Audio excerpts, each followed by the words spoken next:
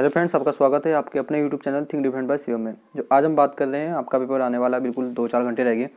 तो ये आपका यहाँ पे क्वेश्चन देखो, ये आपका बहुत इंपॉर्टेंट क्वेश्चन दे रखे हैं हमने इसमें। तो पहले हम बात करते हैं थोड़ा सा कि जो हमसे क्वेश्चन पूछे गए हैं, जैसे कि पूछा गया है कि जो डायग्राम है उसे पेंसिल से बनाएं या पेन से मिलाएं। तो मैं कहूँगा कि आपको पेंसिल से तो पहले पेंसिल से बना लेना, उसके बाद उसे पेन से जरूर कर देना, क्योंकि पेंसिल से जब बनाते हो वो रफ हो जाता है। पता नहीं कब कॉपी चेक होंगी तो वो घसा वसा लग के क्या हो जाता है, वो रफ हो जाता है वहाँ से। तो इसलिए आप पहले पेंसिल से बनाएं ताकि उसमें आप करेक्शन कर सकें, क्योंकि अगर अपने पेन से बना दे स्टार्टिंग में ही और उसमें कुछ गलती होगी तो फिर आप उसे सही नहीं कर सकते, काट के दूसरा बनाओगे। तो पहले तो पेंसिल से बनाओ, उसके बाद जब वो सही हो जाए तब उसे किससे बना दें आप, तब आप उसे पेन से बना सकते हैं। उसके बाद में जो डेरिवेशन है, अगर आपको नहीं भी आता है तो आप उसका फॉर्मूला लिखें, उसका मात्रक लिखें, और उसके अंदर जो आपने डेरिवेशन के अंदर फॉर्मूला लिखा उसके अंदर क्या है, क्या चीज़ है, मतलब उनका मान कि जैसे यू है तो यू क्या है, वी क्या है, इस तरह से जो गोस की थ्योरम है उसमें आपका ये क्या है, वो इस तरह से आपको करना है।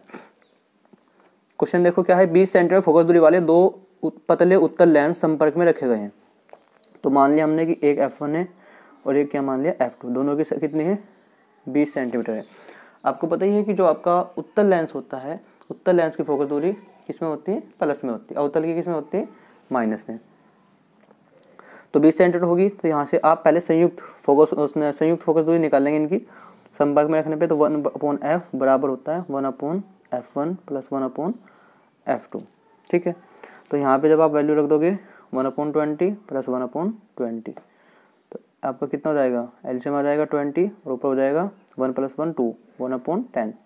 तो 1/f मैं सही से लिख नहीं पा रहा हूँ क्योंकि ये स्टैंड लगा हुआ है, तो इसलिए थोड़ा सा ध्यान देना है। 1/f = हो गया 1/10।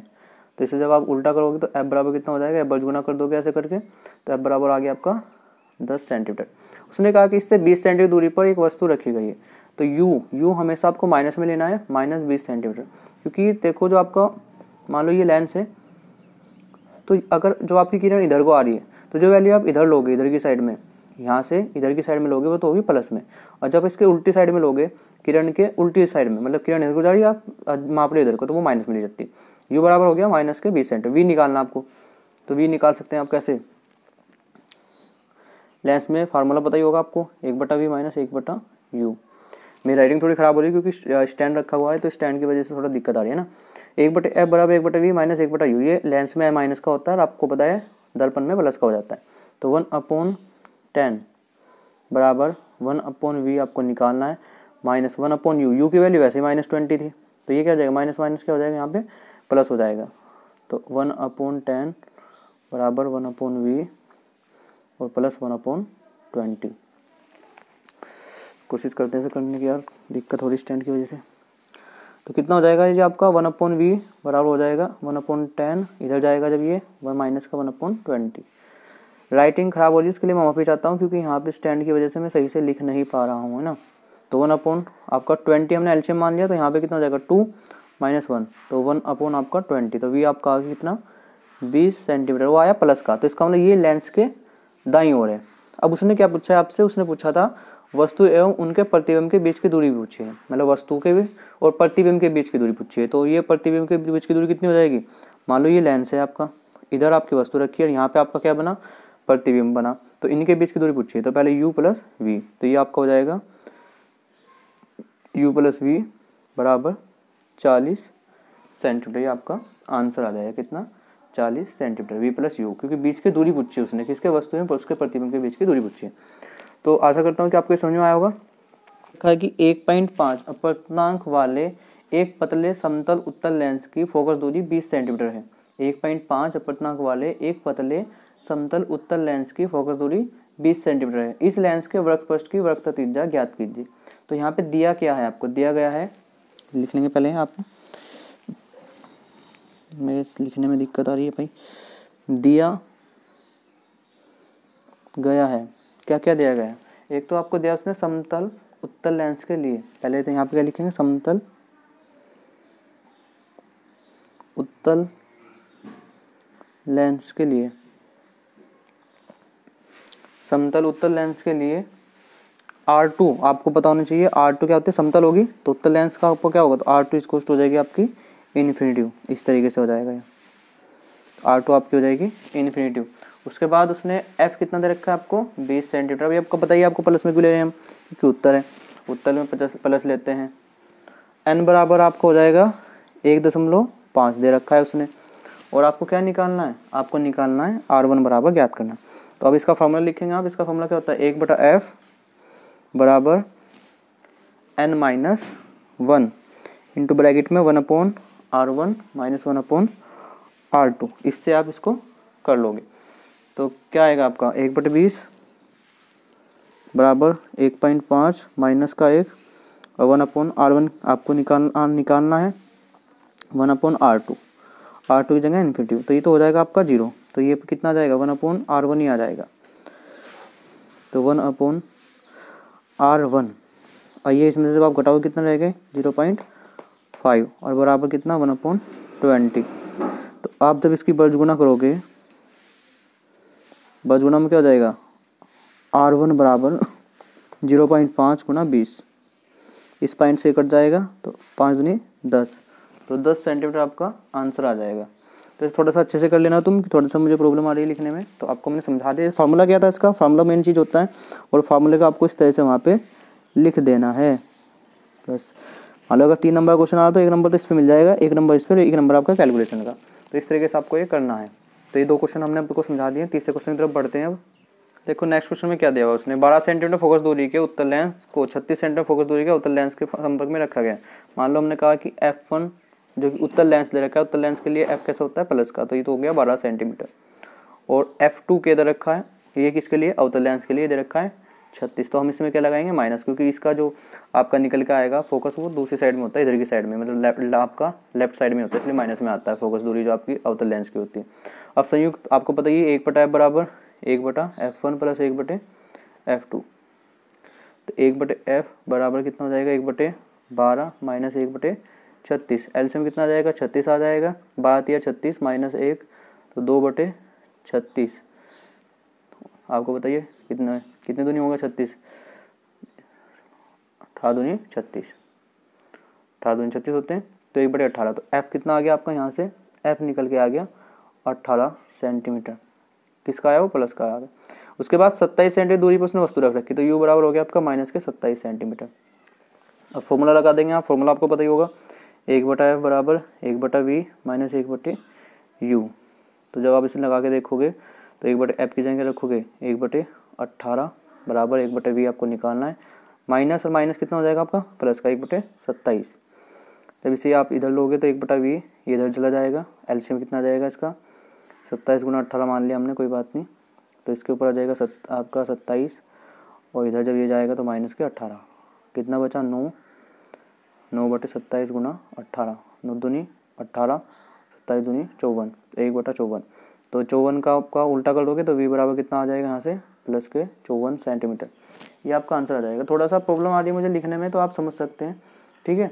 अब तो ये आपका आ गया। उसके बाद m निकालना होता है इसमें, m आवर्धन अक्षमता, m बराबर क्या होता है v/u होता है। तो v की वैल्यू कितनी थी 54 और u की वैल्यू कितनी थी माइनस के 27, 27 दूनी 54, तो ये आ गया माइनस के 2। थोड़ा मुझे प्रॉब्लम हो रही है लिखने में, आप इसको अच्छे से लिखना, बस समझाने का पर्पज था। 12 सेंटीमीटर का उत्तल लेंस था, 36 सेंटीमीटर का अवतल लेंस था, तो इनके संयुक्त फोकस दूरी निकाली 1/f बराबर 1/f1 प्लस 1/f2 थे, और f1 आपका प्लस में और f2 आपका माइनस में। ये मान लिया किसके लिए उत्तल लेंस के लिए, ये आपका मान लिया किसके लिए अवतल लेंस के लिए, क्योंकि उत्तल लेंस की फोकस दूरी प्लस में होती है, अवतल लेंस की फोकस दूरी माइनस में होती है। ये आप समझदार अपने आप से कर सकते हैं। तो 18 सेंटीमीटर आ गया। उसके बाद फार्मूला लगाया 1/v माइनस 1/u का, आपका v निकल के आ गया 54 सेंटीमीटर। उसके बाद आवर्धन अक्षमता m बराबर होता है v/u, v की वैल्यू 54, 27 माइनस की या u की, तो ये आपका आ गया माइनस के 2। अब आप तो पहले तो आप देख लो कि प्रकाश का परिकिरण क्या होता है। प्रकाश का परिकिरण क्या होता है, जब प्रकाश किसी ऐसे माध्यम में से होकर गुजरता है जिसके कणों का आकार प्रकाश की तरंगदैर्ध्य की तुलना में सभी बहुत छोटा होता है, तो कण प्रकाश ऊर्जा को अवशोषित कर लेते हैं और उसके बाद सभी दिशाओं में विकिरित कर देते हैं। क्या हुआ, जब कोई प्रकाश है किसी ऐसे माध्यम में से गुजरता है जिसके कणों का जो आकार है प्रकाश की तरंगदैर्ध्य की तुलना में बहुत छोटा होता है, तो जो वे कण होंगे क्या करेंगे, प्रकाश को अवशोषित कर लेंगे, फिर उसको सारी जगह में फैला देंगे। तो माध्यम के कणों का द्वारा सवेत आपका प्रकाश ऊर्जा को अवशोषित करके, जो माध्यम है किसी माध्यम जहाँ से प्रकाश गुजर रहा है, क्योंकि प्रकाश माध्यम से गुजर रहा है, तो माध्यम के जो कण होंगे वो प्रकाश जो है प्रकाश की ऊर्जा को अवशोषित कर लेते हैं और अवशोषित करने के बाद फिर से उसको क्या कर देते हैं, विकिरित कर देते हैं। इस क्रिया को प्रकाश का परिकिरण बोलते हैं। तो प्रकाश का परिकिरण क्या है कि जब कोई माध्यम में से प्रकाश जाएगा तो उसके जो उस माध्यम के जो कण होंगे वो अवशोषित कर लेंगे उस प्रकाश को। प्रकाश को जैसे ही अवशोषित कर लेंगे उसके बाद फिर क्या करेंगे, उत्सर्जित को करेंगे, तो उत्सर्जित करेंगे तो फैला देंगे उसको, तो उसको बोलते हैं परिकिरण। परिकिरण मतलब होता है फैलाना। तो जब प्रकाश किरणें किसी माध्यम की किसी कण अथवा अणु से टकराती है तो वे कण या अणु क्या करने लगते हैं, दोलन करने लगते हैं। उसके बाद अणु तथा अणु का जो आपका कण या अणु की ऊर्जा होगी और अन्य दिशाओं में उसी तरह से फैल जाती है। अब लॉर्ड रेले ने यहाँ पे प्रकीर्णन का नियम दिया था। किसने दिया था? लॉर्ड रेले ने दिया था, जो आपको यहाँ पे दिख रहा है ना, लॉर्ड रेले ने आपका दिया था। इसके अनुसार क्या था कि किसी कण द्वारा प्रकीर्णन प्रकाश की तीव्रता, मतलब जो आई है प्रकाश की तीव्रता, ये क्या है? किसी कण द्वारा प्रकीर्णित प्रकाश की तीव्रता है उसकी तरंगदैर्ध्य की चतुर्थ घात के। तरंगदैर्ध्य आपको पता है क्या होता है? लैम्डा, लैम्डा की चतुर्थ घात के, और वो किसका होगा? 1/लैम्डा की चतुर्थ घात के समानुपाती होता है। तो ये आपका फॉर्मूला यहाँ से निकल गया। तो यहाँ पे हम बात करते हैं किसकी? प्रकाश के प्रकीर्णन की बात की। फिर जो आपका लॉर्ड रेले था उसका नियम बताया कि जो प्रकाश की तीव्रता होगी वो जो प्रकाश की प्रकीर्णित प्रकाश की तीव्रता है, प्रकीर्णित होने के बाद जो प्रकाश की तीव्रता होगी उसकी तरंगदैर्ध्य की चतुर्थ घात के व्युत्क्रमानुपाती के समानुपाती होती है। ये लॉर्ड रेले का नियम था। अब उसके बाद में देखो क्वेश्चन क्या आता है कि आकाश का नीला रंग क्यों दिखाई देता है? तो आकाश का या समुद्र में जो जल है उसका भी रंग नीला दिखाई देता है। इसका सिंपल उदाहरण आप यही दोगे कि इसके अनुसार वायुमंडल में उपस्थित कणों द्वारा प्रकीर्णित प्रकाश की जो तीव्रता आई है वो प्रकाश की तरंगदैर्ध्य लैम्डा के चतुर्थ घात के व्युत्क्रमानुपाती या विलोमानुपाती होती है। जो अभी बताया था समानुपाती 1/लैम्डा की पावर 4। जब सूर्य के दृश्य प्रकाश में, जो दृश्य प्रकाश है विजिबल रीजन से बोलते हैं, उसमें लाल रंग की जो तरंगदैर्ध्य होती है सबसे अधिक होती है और बैंगनी रंग की सबसे कम तथा नीले रंग की तरंगदैर्ध्य सबसे कम होती है। बैंगनी तथा नीले रंग की। विबग्योर आपने सुना होगा ना, विबग्योर, VIBGYOR, विबग्योर। तो इसमें वायलेट, इंडिगो और सबसे बाद में क्या आता है? रेड आता है। तो वायलेट और इंडिगो मतलब आपको जो नीला या ब्लू होता है, जो बैंगनी होता है, इनका सबसे कम होती है तरंगदैर्ध्य और यहाँ पे तरंगदैर्ध्य सबसे ज़्यादा होती है। तो यही रीजन होता है इसका कि जब आप बैंगनी तथा नीले रंग की तरंगदैर्ध्य सबसे कम होती है, लाल रंग के प्रकाश की प्रकीर्णन सबसे कम होता है। मतलब जो प्रकाश का फैलना है, जो स्कैटरिंग ऑफ लाइट है, वो सबसे कम किसकी होगी? जिसकी तरंगदैर्ध्य सबसे ज़्यादा होगी, लंबी जाती है। आपने देखा होगा जो होते हैं वो भी लाल रंग के होते हैं। रीजन क्या है कि वो लाल रंग ज़्यादा लंबा जाता है, प्रकीर्णित नहीं होता है, फैलता नहीं है। जबकि नीला वगैरह जो रंग होता है वो एकदम से फैल जाता है। तो इस वजह से जो आपका आकाश का रंग है वो आपको नीला क्यों दिखाई देता है? उसका रीजन क्या है कि सारा जो कि नीला रंग है वो ज़्यादा फैलता है, इस वजह से दिखाई देता है। उसके बाद सूर्यास्त एवं सूर्योदय तथा सूर्यास्त के समय आकाश में सूर्य का रक्ताभ या लालिमापूर्ण क्यों होता है? लाल क्यों होता है वो? तो सूर्यास्त के समय देखो, जो मान लो यहाँ पे आप खड़े हो, ये आपका सूर्यास्त के समय हो गया, सूर्योदय के समय होगा, उसमें क्या होगा कि जो आपकी डिस्टेंस होगी, पृथ्वी की डिस्टेंस होगी सबसे ज़्यादा होगी, मैक्सिमम डिस्टेंस में होगा। कब? जब सूर्य उदय होगा, जब सूर्य अस्त होगा। तो जब मैक्सिमम डिस्टेंस होगी तो मैक्सिमम डिस्टेंस कौन पार करके आएगा?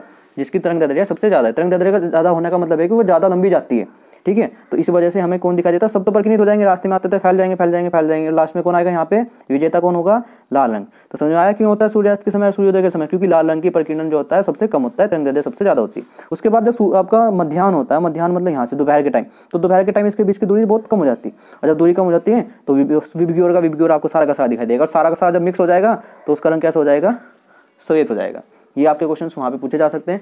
अगर वीडियो अच्छी लगी तो इसको लाइक करें, साथ साथ हमारे चैनल को सब्सक्राइब करें, क्योंकि एक वीडियो भी आपको 1-2 घंटे में और मिलने वाली है। उसमें हम बहुत अच्छी वाली टिप्स आपको देने वाले हैं कि कैसे आपका एग्जाम में लिखना है। कुछ क्वेश्चन और इंपॉर्टेंट लेके आएंगे। और अगर आपने हमारा ब्रह्मास्त्र नहीं देखा है तो ब्रह्मास्त्र जरूर देखें, खजाने की चाबी जरूर देखें, उसको पढ़ के जाएँ। ये कहाँ मिलेंगे आपको? ये जो पिछली वीडियो हमने डाल रखी है उनके डिस्क्रिप्शन बॉक्स में मिलेंगे। उनको अगर आपने पढ़ लिया तो आप बहुत अच्छे नंबर लेके आएंगे, ये मेरा पूरा वादा है। धन्यवाद दोस्तों।